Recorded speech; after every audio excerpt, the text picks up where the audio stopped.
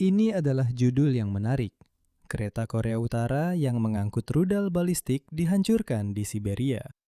Itu akan menjadi langkah operasional yang sangat jitu bagi Ukraina dalam perang yang memang sudah penuh dengan langkah-langkah operasional jitu Ukraina. Ini tampaknya akan menyelesaikan salah satu masalah terbesar yang saat ini dihadapi Ukraina. Dan tampaknya sampai saat ini kemungkinan besar itu tidak benar.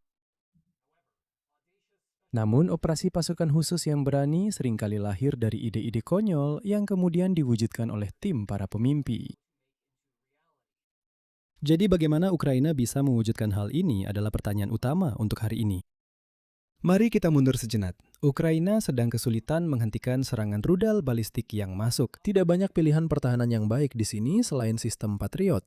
Tetapi rudal pencegat sangat terbatas jumlahnya di seluruh dunia. Dan Amerika Serikat tidak mau membuka persediaannya karena konflik yang sedang berlangsung di Iran.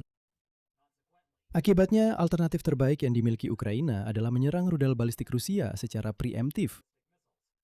Baik peluncurnya saat hendak dikerahkan, atau fasilitas produksinya saat rudal-rudal itu sedang diproduksi. Yang pertama, sulit dilakukan karena peluncurnya dapat berpindah-pindah. Yang kedua, sulit dilakukan karena Rusia menempatkan fasilitas produksinya di luar wilayah barat negara itu. Namun masalah terbesar dari semuanya adalah adanya kesepakatan yang tampaknya terjadi antara Moskow dan Pyongyang. Sekarang bukan hanya rudal Rusia yang menghantam Ukraina, rudal Korea Utara juga ikut menyerang. Seburuk apapun opsi untuk menghancurkan produksi rudal balistik Rusia, opsi untuk menghancurkan produksi rudal balistik Korea Utara bahkan lebih buruk. Kita sudah pernah membahas sebelumnya tentang tirani jarak. Solusi kreatifnya adalah mengirim beberapa drone laut mendekati semenanjung dan membiarkan quadcopter mulai mencari target. Tapi bahkan jika mengabaikan semua masalah operasional lain yang mungkin muncul, ini bukan operasi jaring laba-laba. Kamu menargetkan bangunan yang diperkuat, bukan pesawat sayap tetap yang terparkir di tempat terbuka di apron. Itulah sebabnya ada kehebohan di kalangan komunitas pengamat perang pada hari Jumat, ketika muncul rumor bahwa Ukraina telah menyerang kereta Korea Utara yang penuh dengan rudal balistik. Ini tampaknya menjadi solusi elegan untuk masalah yang telah disebutkan sebelumnya. Jika menghancurkan fasilitas produksi terlalu sulit, maka cukup tunggu sampai rudal-rudal itu dikumpulkan. Mereka punya kecenderungan buruk untuk meledak, jadi yang perlu kamu lakukan hanyalah menjatuhkan domino pertama dan kemudian menyaksikan pertunjukan kembang api yang luar biasa. Menurut rumor, Ukraina tidak menunggu lama untuk bergerak setelah rudal-rudal itu meninggalkan Korea Utara, menghancurkan kereta sekitar 6.000 km dari garis depan. Kamu bisa melihat mengapa pasukan khusus Ukraina ingin melakukannya seperti itu meskipun jaraknya jauh. Rusia dan Korea Utara hanya memiliki perbatasan bersama yang pendek.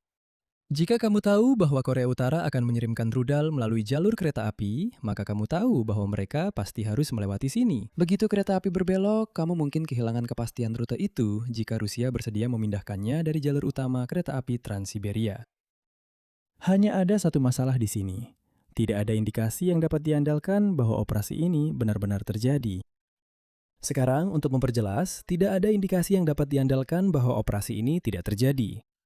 Namun biasanya beban pembuktian ada pada pihak yang mengklaim kejadian baru itu terjadi, bukan pada tim tidak pernah terjadi apa-apa. Sumber aslinya tampaknya adalah sebuah postingan Telegram dari seorang blogger militer Ukraina yang mengutip pejabat anonim.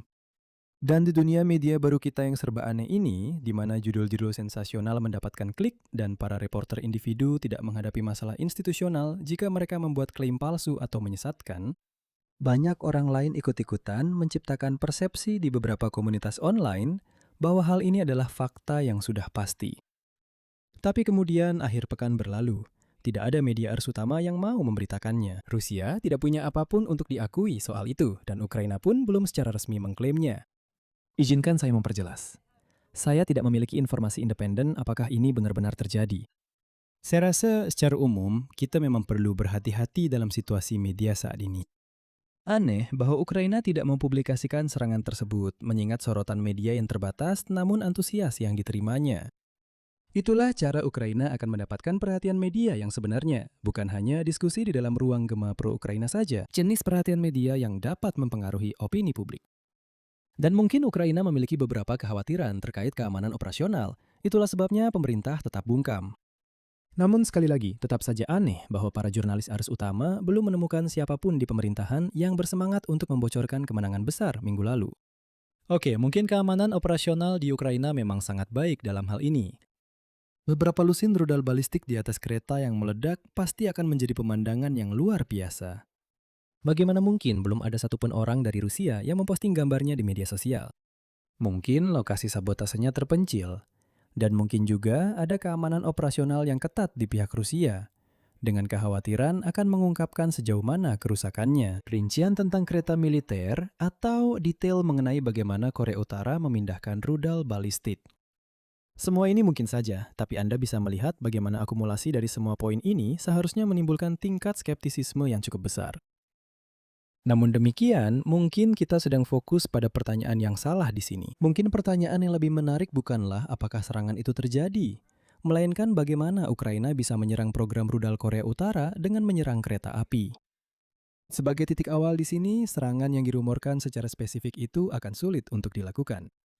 Membombardir rel kereta api sendiri sebenarnya tidak terlalu sulit.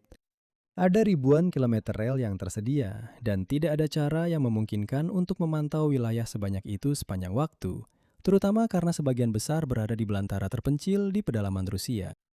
Satu-satunya tantangan di bagian itu adalah memasukkan agen ke wilayah tersebut. Tapi kita sudah tahu bahwa mereka sudah berada di Rusia berdasarkan operasi sabotase yang telah terjadi di tempat lain. Yang sulit itu adalah masuk ke Rusia, bukan bergerak di dalamnya setelah berhasil masuk. Oleh karena itu, aman untuk menyimpulkan bahwa Ukraina memiliki teman di mana-mana di Federasi Rusia. Selain itu, semakin jauh Anda dari Moskow, semakin sedikit penduduk lokal yang peduli dengan apa yang terjadi dalam politik Kremlin.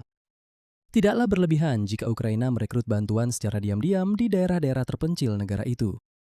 Dan tentu saja ada semacam ironi puitis di situ. Kremlin pada dasarnya telah menggunakan warga dari timur sebagai tentara bayaran selama bertahun-tahun sekarang. Juga tidak terlalu sulit untuk mengatur waktu ledakan agar bertepatan dengan datangnya kereta. Kamu sebenarnya hanya butuh detonator jarak jauh dan cara untuk memantau rel kereta. Tekan sebuah tombol dan selesai. Bahkan, kita tahu Ukraina sangat ahli dalam mengatur waktu untuk hal-hal seperti ini pada operasi yang jauh lebih sulit. Ingat bahwa serangan paling merusak di jembatan Crimea melibatkan pengaturan waktu sebuah truk untuk meledak saat berada di dekat kereta bahan bakar di jembatan paralel, sehingga bahan bakar itu terbakar dan menyebabkan kerusakan lebih lanjut. Bom statis terhadap kereta yang bergerak adalah operasi yang jauh lebih mudah. Saya juga harus menekankan pentingnya unsur kereta api dalam strategi ini.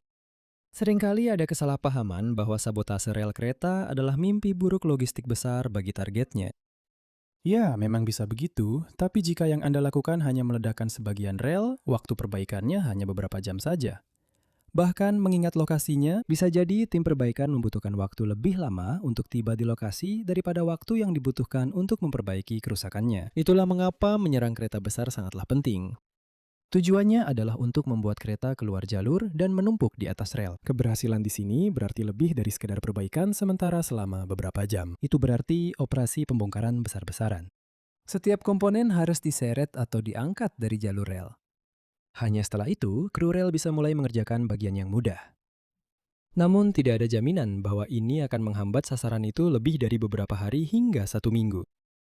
Hal penting yang perlu diingat adalah Anda tidak memerlukan pembersihan total di lokasi untuk membuat kereta bisa berjalan lagi. Sisa pekerjaan pembersihan bisa dilakukan saat kereta lewat di rel baru. Dan dengan perang yang sedang berlangsung, Anda bisa membayangkan bahwa Rusia tidak akan keberatan mengambil beberapa jalan pintas soal keselamatan. Jika Anda benar-benar ingin memperlambat logistik Rusia, maka Anda akan mempertimbangkan untuk mengebom sebuah jembatan. Tentu saja, ada banyak pilihan yang tersedia. Namun, seperti yang telah kita lihat di Crimea, jembatan kecil bisa diperbaiki dengan cepat, dan jembatan yang lebih besar sulit untuk benar-benar dihancurkan. Oleh karena itu, fokusnya adalah mengebom bagian mana saja dari rel saat ada kereta di atasnya.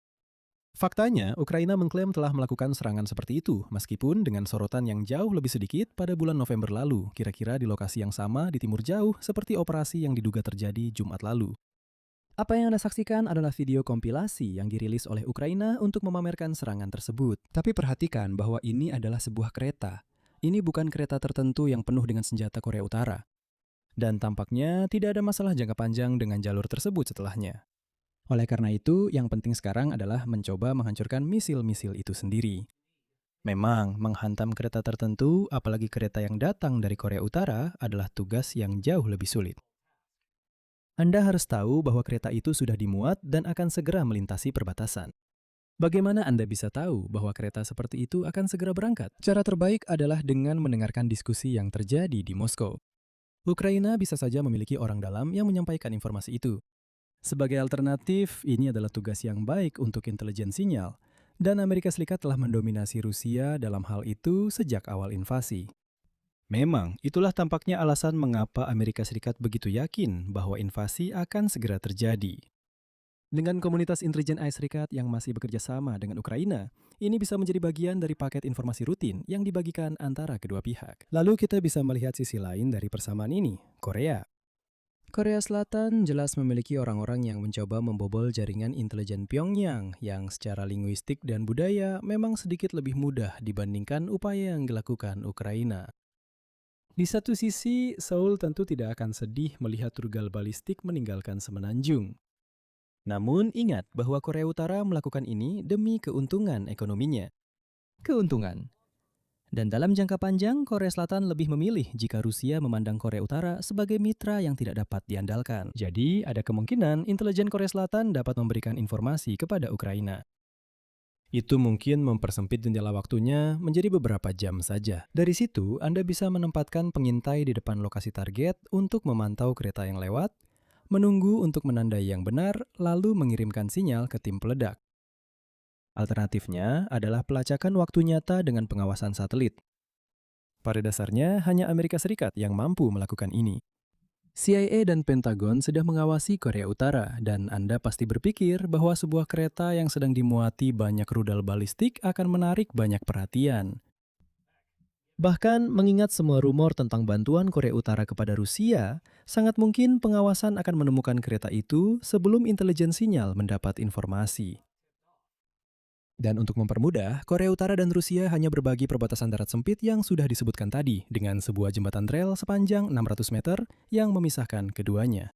Awasi jembatan itu dan kamu akan melihat setiap kereta yang penuh dengan rudal melintas di sana. Dari sana, sekali lagi tinggal meneruskan pesan-pesan itu ke tim Ukraina. Jadi, ya, ini akan menjadi cara yang masuk akal untuk menangani masalah tersebut. Ukraina mengklaim pernah melakukan hal seperti ini sebelumnya. Satu-satunya perbedaan adalah mengatur waktu serangan untuk mengenai kereta tertentu, yang hanya sedikit lebih sulit dari sebelumnya. Apakah Ukraina sudah melakukan ini atau akan melakukannya dalam waktu dekat, itu di luar kewenangan saya. Sementara itu, yang masih dalam bidang saya adalah menulis buku-buku hebat tentang awal perang. Itu pada dasarnya adalah deskripsi pekerjaan alter ego akademi saya yang terhormat.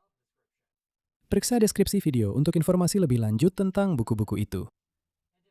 Dan jika Anda menikmati video hari ini, silahkan like, bagikan, dan subscribe, dan sampai jumpa besok. Jaga diri Anda.